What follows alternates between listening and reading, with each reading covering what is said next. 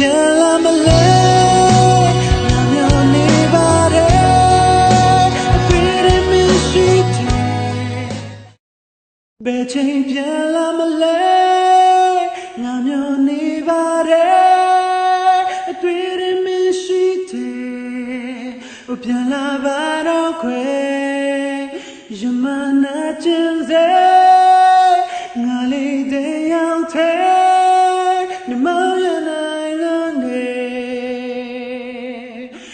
ကမေးလိုက်ပြီးလာခွေ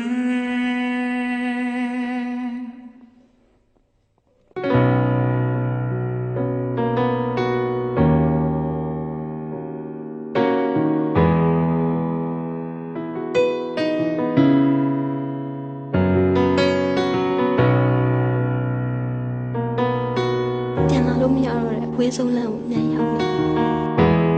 အဲ့ကိုခွင့်လို့ပါ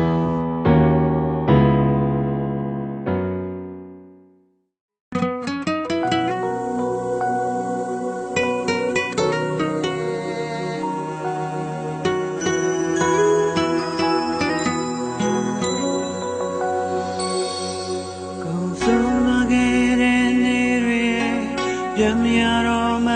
သိလေငါမျောနေမိရဲ့ရင်တိုင်းမရှိချင်နေသောဖြစ်တဲ့ခင်လေးတွေရဲ့ငါကခံစားလို့နေ